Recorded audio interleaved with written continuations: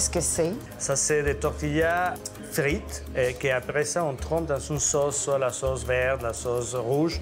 Mariano sert son déjeuner favori, les chilaquiles, la fin de semaine dans son restaurant Tachido. Crème sûre, fromage, coriandre accompagnent les œufs et les frijoles refritos, les haricots frits. N'importe quelle opportunité que j'ai, je fais des chilaquiles. Bon. Si tu ajoutes des poulets en dessous, ça fait vraiment... Ah, même la version végétarienne me plaît très bien. Un plat parfait pour le brunch. Un brunch, est-ce que c'est populaire au Mexique? Est-ce que vous brunchez au Mexique? Le mot brunch, pour nous, c'est un peu nouveau. On l'appelait plus déjeuner ou almuerzo. Donc ça appartient plus à ce domaine de l'almuerzo. Le temps entre 11h et midi. Donc un peu le comparer au brunch. C'est plus lourd comme repas, comme bouffe. C'est la sauce qui va faire la cuisson de l'œuf. Voyageons et inventons le brunch mexicain avec 2 restaurateurs montréalais. Vous devrez goûter l'œuf, mais juste faites attention. C'est piquant? OK. Piquant. C'est bon. Voyez comment Oui, l'œuf c'est bien est relevé, là. Mais l'œuf est tout coulant. C'est parfait, la cuisson. Rancheros, ça vient le mot en espagnol rancho. Rancho, que ça veut dire la ferme. C'était des gens qui travaillaient dans le champ, qui travaillaient fort. Il fallait qu'ils mangent fort, là, tu sais. Nous connaissons l'œuf ranchero, mais ce n'est qu'un des nombreux plats du matin au Mexique. Mais c'est sûr qu'il y a une variété énorme. On a les huevos rancheros que tout le monde connaît. On a huevos a la mexicana, huevos motuleños, huevos avec des haricots mélangés. Les journées varient entre ceux qui se réveillent vraiment tôt et qui ont faim jusqu'à midi.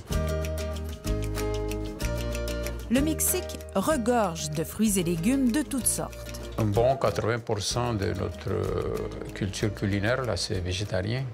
Oui. Et seulement aujourd'hui, ça a donné cette tendance de manger beaucoup de viande. Là.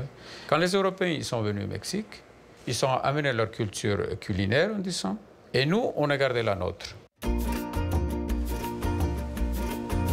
À partir de la conquête espagnole, l'œuf et le bœuf font leur entrée sur toutes les tables. L'échange entre les 2 cultures provoquera d'autres résultats intéressants. L'avocado, disons, les piments et la tomate. Ça, les Espagnols, je suis sûr qu'ils ne connaissaient pas ça, parce que c'est typique à nous, ça. Nous, on n'avait pas de sucre, on avait du miel, mais pas de sucre. Victor Lopez n'hésite pas à sortir des sentiers battus et nous fait découvrir des plats qui ne sont pas sur la carte du El Mesón, où on les prépare sur demande aux habitués. Ces pines, il faut les enlever. Une fois enlevées, ça devient ça.